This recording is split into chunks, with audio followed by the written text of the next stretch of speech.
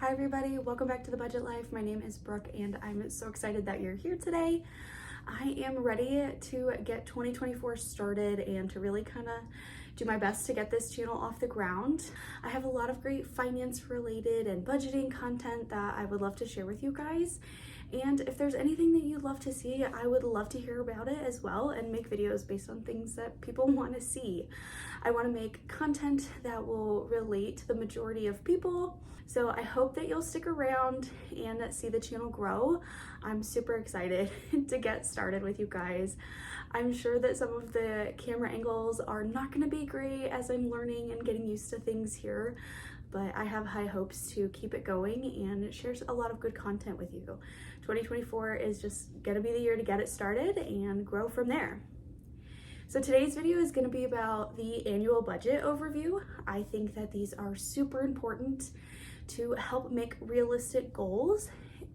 For me, a budget overview is really looking at the income that you can expect to bring home for the year, the expenses you can expect to have for the year, any kind of sinking funds or investing activities, and seeing what money is left over after all of those things to put towards your financial goals. This is just a rough outline, kind of like a best estimate, if you will. And there's a lot of ways to do it. You can do it on paper. You can buy, I'm sure, an Excel download or some kind of sheet off of Etsy. You can make one in Google Sheets or Excel. It's pretty simple to get started. I'm gonna show you the one that I did on paper today, that this is so important to do so that we can make realistic goals for our money for the rest of the year. So I'd love to get started. Let's go.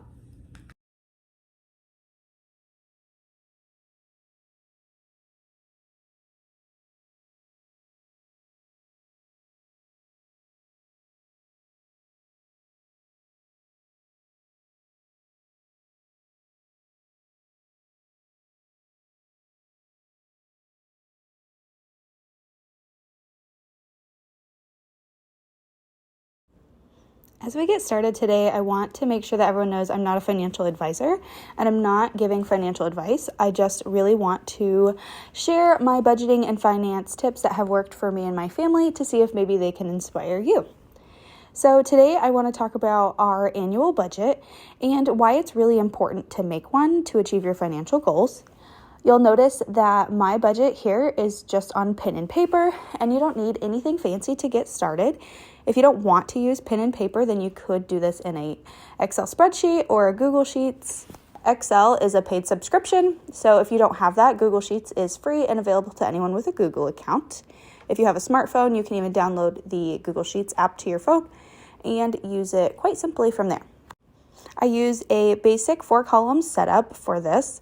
In the first column or on the first page here, this is the income section. I have income and those sources in the first column. The amount I can expect to receive, this is an after-tax amount.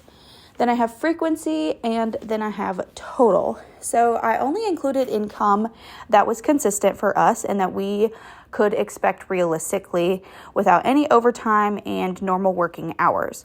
Make sure that you include income that is realistic and that you actually expect to bring home. I also do this with the after-tax amount. That way I don't have to worry about including any kind of tax calculations in this. And then my budget is as realistic as it gets. I did include a sinking fund item in my income section, and I did that because I will be on maternity leave for a while this year, getting ready to have a baby. And so I wanted to include that amount because it is realistic to what we will have for the entire year.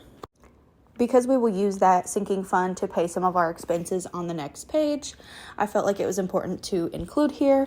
That's obviously a line item that most people won't have, but I felt like it was just important to our budget. If you don't know how much you regularly get paid after taxes, you'll definitely want to look up some pay stubs to verify what that amount is.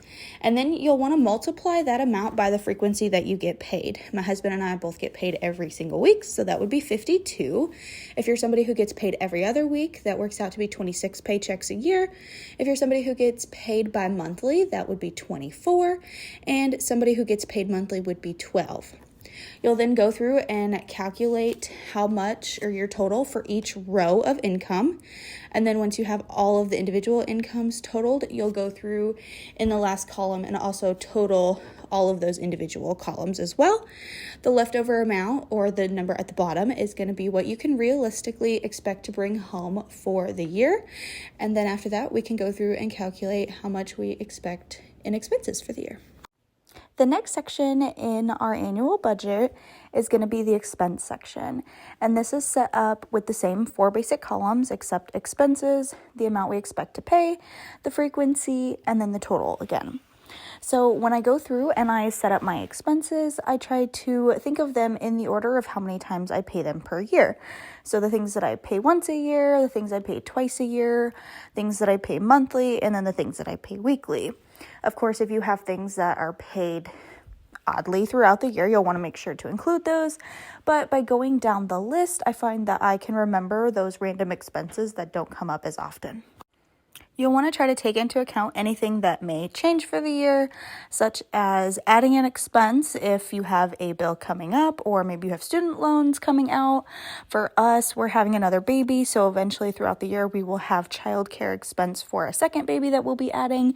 So trying to take into account all of those expenses that might change from now versus later in the year. It's also a really great time for you to try to negotiate down some of your bills or see if there's anything that's in your budget that you can cut out or maybe even reduce to try to reach some of your financial goals. Once you feel confident that you have included all of the expenses that are relevant to you and the costs of them, you can total each row to see how much each line item will cost you for the year. And then once you have all of your rows totaled, you'll want to total up your total column as well. And then that number would give you what you can expect to spend on your expenses for the year. I will preference a few things for our budget specifically. We do save for swim for my daughter in a sinking fund.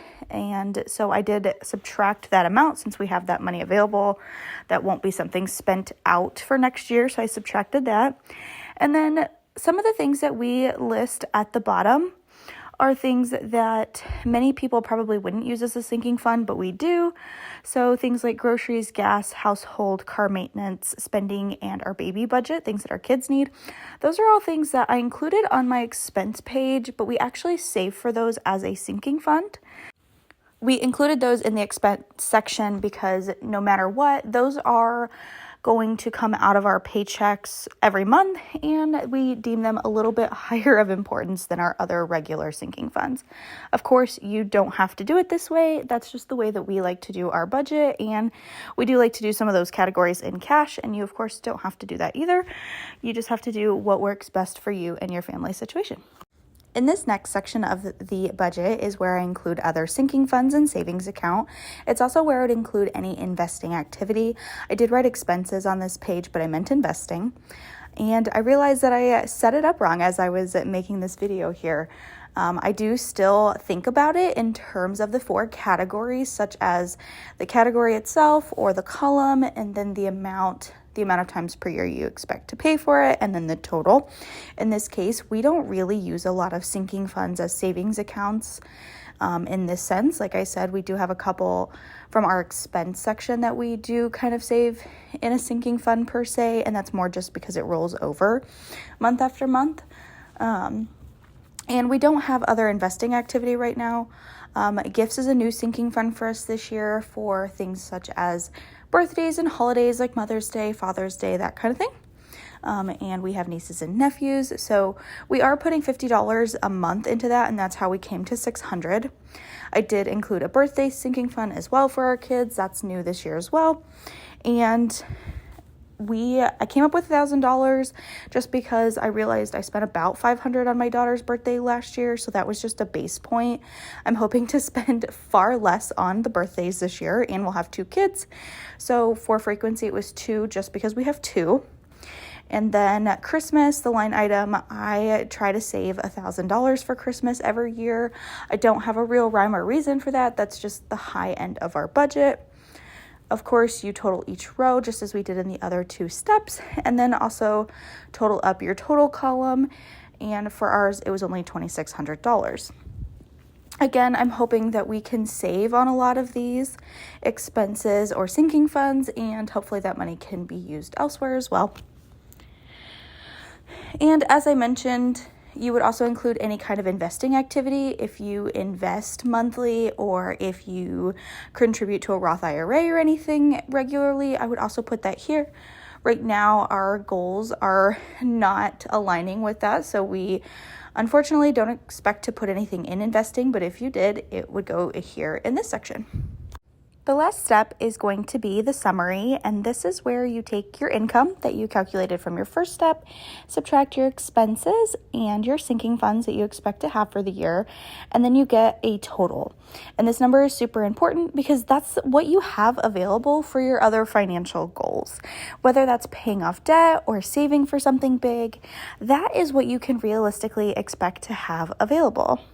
And while I don't want anyone to get hung up on trying to make this exact, I think that we do want to be as realistic as possible. But so many things will change throughout the year that the budget you make today may not be the budget that you use in 6 months, but it's at least a starting point so that you can create realistic goals and have a foundation for the year. In this example, my husband and I's budget only has about $3,200 available after all of our expenses and sinking funds. That's really not a lot of money, but if we had gone into the year saying we want to save $10,000 and knowing that after all of our expenses and regular things that we'll pay for, we only had $3,000, we would not have been setting a realistic goal for ourselves. So knowing that we only have $3,000 or so available, we can set a more moderate goal of, say, $5,000. And then that will push us to save a little bit more money or even try to figure out how to make more money to get to that goal. But again, you don't want to see this number and then make a goal that's really outrageous that may not be realistic, because then it will be more discouraging than encouraging, which is what I hope this activity would be. Again, we don't want to get hung up on any of the specifics of the exercise or any of the specific numbers. We just want to really get a good foundation to start off the year. And if anything drastic happens, you can create a new budget for the year with the months remaining. If something major happens and you change a job or you get laid off, you can always redo this with the months remaining and get a new foundation and change your goals. Nothing is set in stone here. It's just to get started. And that's really important for everyone.